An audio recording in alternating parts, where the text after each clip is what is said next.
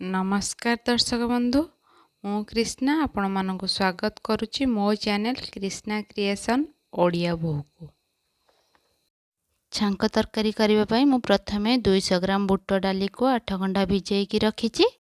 गोटे चिरुडा कखारु को मैं साइज काटिकी रखी। गोटे गाजर को ये साइज एमती काटिकी रखी। फाळे अमृतभंडा को देखंतु एमती चोपा छड़ेकी भलसे काटी। आ गोटे छोट आलू को ये साइज एमती देखंतु काटिकी रखी। दीटा बड़ पियाज को मैं साइज एमती काटिकी रखी। गोटे बड़ टमाट काटिकी रखी। आवश्यक अनुसार लूण हलदी लंका गुंड आ अदा रसुण पेस्ट रिफाइन तेल धनिया पत्र आउ तेजपत्र पंच फुटण नहीं दीटा सुखिला लंका और गरम मसला। प्रेसर कुकर रे बुट डाली को दीटा सीट्रे सीझे देवे। देखंतु एमती सीझी जाइए बुट डाली। प्रथमे गैस ऑन करी से कड़ाई बसैबा। कड़ाई रे 2 चम्मच रिफाइन तेल दबा। तेलटा भल से गरम हो गला परे आमे काटिकी रखिथिबा सबु परिबा को अधेरे टिके भाजी दबा।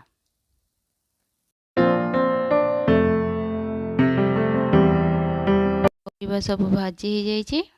परिबा काढ़ी साइला परे आमे सेम करेई बसई दबा।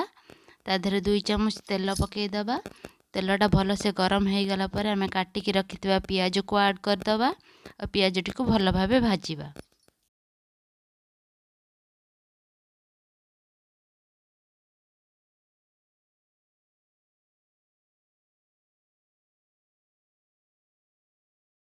पियाजटी भल भाबे भाजी हो गलानी।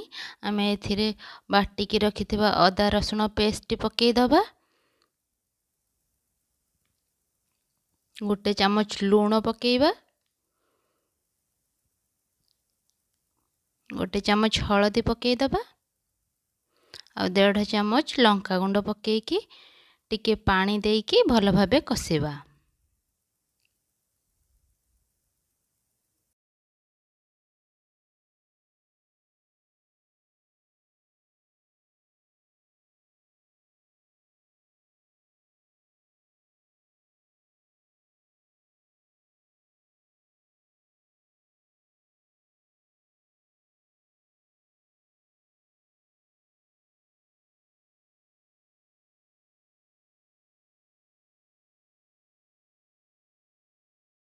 मसलाटी 5 मिनिट भल भाबे कसिला परे आमे काटिकी रखिथिबा टमाट को एथिरे पकई दबा।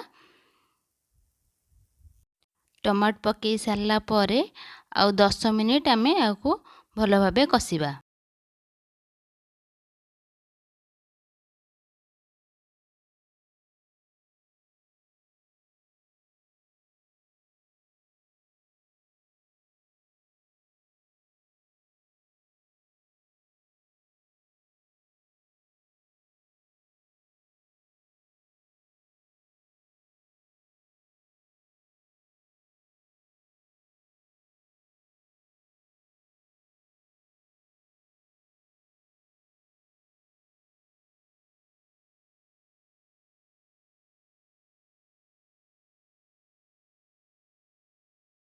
देखंतु मसलाटी हमर भल से कसी हो जाइए। सिझेकी रखिथिबा बुट डाली को मिसई दबा आउ भाजिकी रखिथिबा परिबा को एथिरे मिसई दबा। मसला डाली आउ परिबा को 2 मिनिट जाए भल भाबे टिके कसी दबा।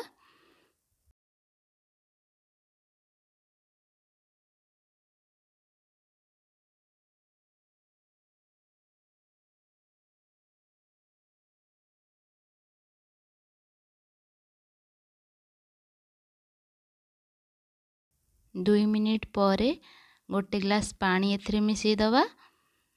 ढांकुणी दे फुटिबा पाई किछि समय छाड़ीदबा। ढांकुणी खोली देखिबा आम तरकारीटी भल भाबे फुटी आसलानी।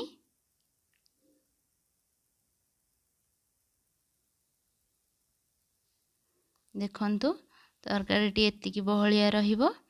आमे एहाकू गोटे पात्र रे काढ़िकी सेम कड़ाई बसई दबा। कड़ाई ताती गला पर गोटे चम्मच तेल ऐड करिबा। 2टी सुखिला लंका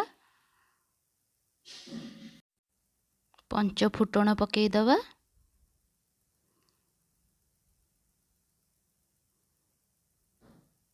फुटणटी भल भाव फुटीगला पर आमे तरकारी रे छुंक देदबा। देखो छुंक दे सारा पर आमे काटिकी रखिथिबा धनिया पत्र को एथिरे पकईदबा।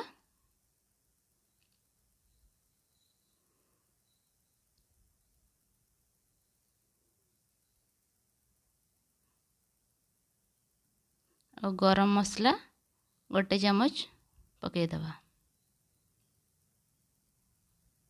प्रस्तुत हो जाइए आमर छांक तरकारी। आमे यहाँ गरम भात किंबा रुटी सहित खाई परिबा। मो भिडियोटी जदि आपण माननकु भल लागिछि लाइक करिवे, शेयर करिवे, कमेंट करिवे और सब्सक्राइब करने को जमार भी भूलिबेनी।